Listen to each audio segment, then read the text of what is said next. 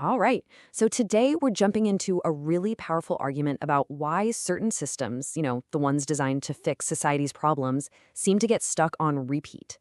We're going to break down the core ideas from the work The Permanent Proxy. So let's start with this quote because it sets up a fascinating paradox. We usually think of failure as something breaking down, right? A malfunction. But what if the real failure is the system working perfectly? That's the puzzle we're going to try to solve today. And that brings us to our first big idea. This isn't about bad intentions or a few mistakes. The argument here is that the problem is actually baked into the very structure of the system itself. Yeah, so the key thing to get is that this isn't just happening by chance. This system is literally being pulled toward becoming permanent by some really strong incentives. These are forces that reward keeping the system going, and they actively punish any attempt to shut it down, even if the original job is done. Which leads us to the big question, right?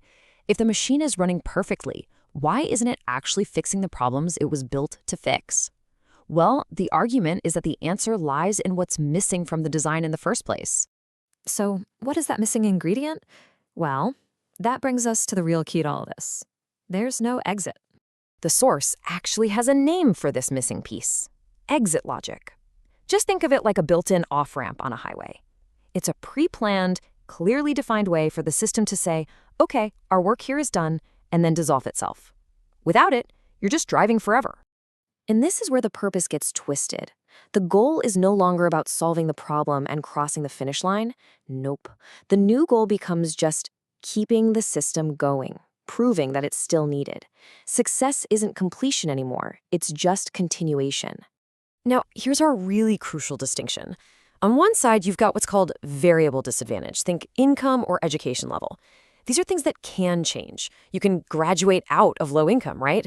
But on the other side, you have categorical disadvantage, which is based on a fixed identity. You can't just graduate from your identity. And that makes it a really tricky foundation for a policy that's supposed to be temporary. And this creates a total catch-22. The better the system gets at serving a specific identity group, the more important and politically powerful that group identity becomes. So success doesn't get you closer to the exit ramp. It actually reinforces the very reason the system exists in the first place.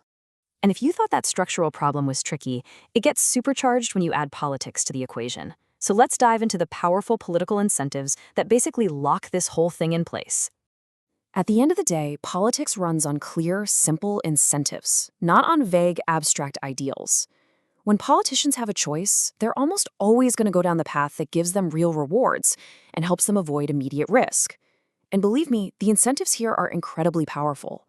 I mean, just look at the political math here. It's so clear. A politician who tries to end the benefits, they face immediate focused anger from a group that's really mobilized. That's a huge political risk. But if they just continue the benefits, the costs are spread out so thinly across everyone else that nobody really notices. Meanwhile, they've secured the loyalty of a key voting bloc. From a purely rational political view, it's a no-brainer. So what this really means is that permanence isn't just some unfortunate side effect. It actually becomes an essential feature of the political game. These identity-based groups become stable pillars that hold up a politician's career, turning the whole system into a tool for political survival. Okay, but wait a minute. This is a fair question, right? Aren't there supposed to be safeguards for this kind of thing? Regular reviews to make sure policies are still working and are still needed. But do they actually work in a system like this? Well, the argument is that in practice, they fail. Completely. As soon as an identity becomes politically charged, any attempt to do a neutral evaluation is seen as an attack. The data gets questioned, the motives are attacked, and the whole idea of a review is just dismissed as an attempt to roll back progress. The conversation just stops being about facts and becomes purely symbolic. So you take that missing exit logic and you combine it with this powerful political engine, what do you get? You get an inescapable, self-reinforcing loop. And here's that whole argument in a nutshell. It's a closed loop. Step 1, an identity is used to justify a policy. Step 2, that policy strengthens the importance of that identity. Step 3, that strengthened identity mobilizes into a powerful political force. And step 4, that political force makes sure nobody ever builds an exit. Each step just locks the next one right into place. The takeaway from that loop is pretty stark. The system has zero natural ability to fix itself or fade away. If you just leave it alone, the only thing it knows how to do is dig in deeper, becoming more and more permanent over time. So, where does this all end up? What does the final stage of a system like this actually look like? Well, it's probably not the dramatic collapse you might be picturing. In fact, its most dangerous feature is just how normal it all seems. And this is why this problem is so incredibly hard to even talk about. The system doesn't crash and burn. There are no sirens, no visible breakdown. On the surface, everything looks stable, orderly, and fine, even while the hidden machinery underneath is completely rusted shut. But underneath that very calm surface, the source argues a kind of arrested development starts to set in. Trust in each other gets replaced by just adapting to the system. Belief in the mission gets replaced by cynical calculation. People check out instead of participating. And our institutions, they just give up on solving problems and settle for managing them forever. So the final result isn't some loud, oppressive tyranny.